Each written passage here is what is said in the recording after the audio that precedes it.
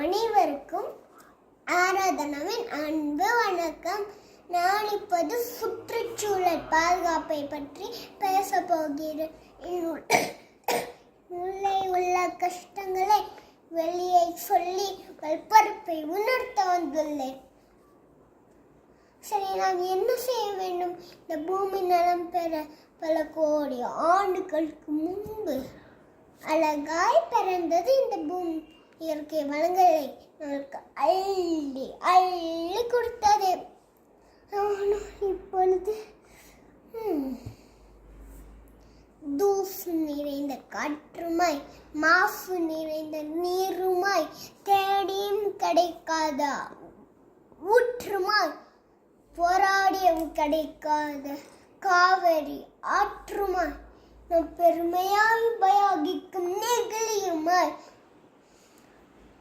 மலராகி போனான் என் பூமி தாய். அப்படிலாம் குனிய வேண்டாம், இப்படியே சொன்னா போதும். மலராகி போனான் என் பூமி தாய்.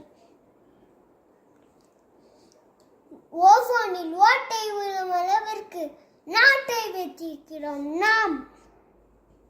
6 அறிவு படைத்த மனித இனம் மட்டுமே இந்த பூமி. இன்னொரு வாட்டி சொல்லாது, 6 அறிவு படைத்த மனித இனம் மட்டுமே இந்த பூமி இந்த நிலைமைக்கு காரணம். அதை சரி செய்வதும் நமது பொறுப்பு. மொட்டை மாடியிலாவது மரம் செடி வளர்ப்போம், மழை நீரை சேகரிப்போம், நெகிழியை ஒழிப்போம்.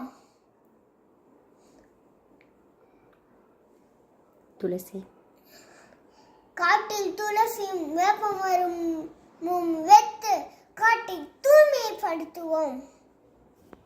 அதே இயற்கை வளங்களை, இயற்கை விவசாயம் காப்போம்.